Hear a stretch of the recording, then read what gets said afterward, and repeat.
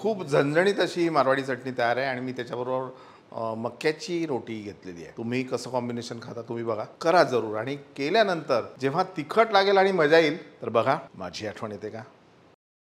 नमस्कार, मास्टर रेसिपीजमध्ये सगळ्यांचं मनापासून स्वागत। आपला भारत देश हा खरंच वैविध्यपूर्ण असा आहे, म्हणजे मग तो कल्चरच्या बाबतीत म्हणू नका, भाषेच्या बाबतीत म्हणू नका, खाण्यापिण्याच्या बाबतीत तर म्हणूच नका।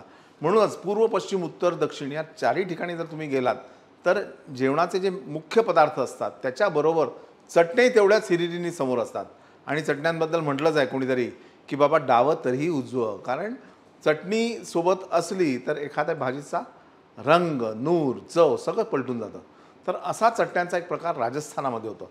राजस्थानात काय होतं की काही ठिकाणी लसूण कांदा खात नाहीत, पण काही लोकांना खायचा असतो। तर हा लसूण कांदा खायचा जर असतो मग भाजीत नसतो, मग तो चटणीच्या रूपात असतो, पण ती चटणी वेगळी आहे राजस्थानी। तर बनवूयात मारवाडी पद्धतीची राजस्थानी चटणी। आणि यासाठी जवळपास या 100 ग्राम मिरच्या मी भिजवून घेतल्यात, 4 ते 5 तास पाण्यात भिजवल्यात। कुठलीही मिरची घ्या, चपटा मिरची असेल तर उत्तम। आणि त्याच्याबरोबर 50% म्हणजे 50 ग्राम हा लसूण। एक टिप तुम्हाला देतो ती अशी की कित्येक लोक म्हणतात की बाबा मिरच्यामधल्या बिया जर तुम्ही काढून टाकल्या तर तिखटपणा कमी होतो, पण ते चुकीचं आहे। मी तुम्हाला सांगतो बघा काय आहे। ही भिजवलेली मिरची आहे, आपण हिला असं मधून जर चिरलं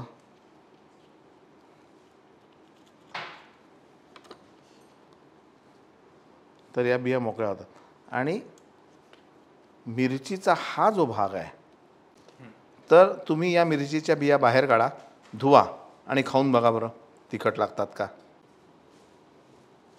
या मिरच्या आपण बारीक करून घेऊ, लसूण पण।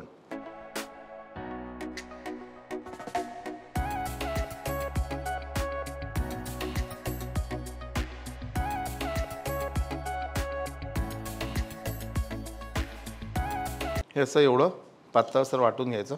तर आता हा चटणीचा प्रकार म्हणा किंवा भाजीचा प्रकार सुद्धा म्हणू शकता, कारण कधी कधी काय होतं की भाजी आपण तयार केली आणि कमी पडली तर मग ही थोडीशी वाढून दिली तर भाजी म्हणून जातं, पण तिखट असतं एवढं लक्षात घ्या। खूप कमी इन्ग्रेडियंट्स आहेत आणि यासाठी आता तेलही तसं बऱ्यापैकी लागतं, म्हणजे चटणी जी आहे टिकते सुद्धा बरीच। जिरं, मंद आचेवर जिरं फुटल्यानंतर ही पेस्ट,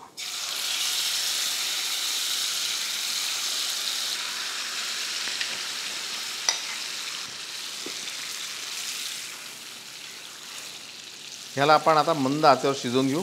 आता मंद आचेवर का शिजवायचं याचं एक कारण तुम्हाला सांगतो। मंद आचेवर का शिजवायचं याचं एक कारण आहे, ते असं म्हणजे की आपण हाय फ्लेमवर जर शिजवलं तर ते जळेल आणि जळल्यानंतर मिरची कडवट लागते। हा एक महत्त्वाचा असा मुद्दा आहे, त्याच्यामुळे मंद आचेवर शिजू देऊ।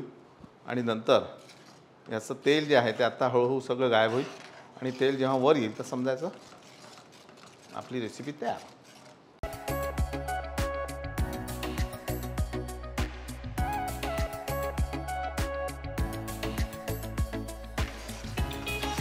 आणि याला असं छान आता हळूहळू तेल सुटतं आहे आणि यामध्ये आपण टाकू आमचूर पावडर आणि चवीनुसार मीठ।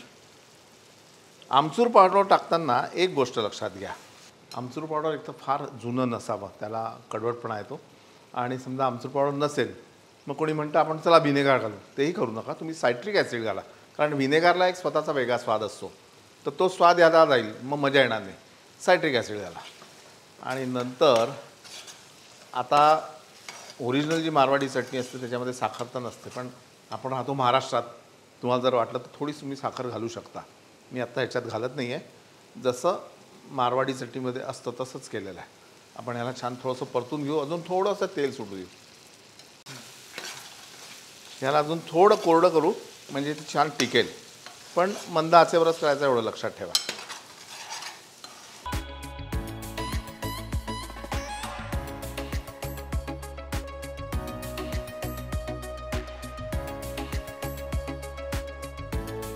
खूप झणझणीत अशी मारवाडी चटणी तयार आहे आणि मी त्याच्याबरोबर मक्याची रोटी घेतलेली आहे।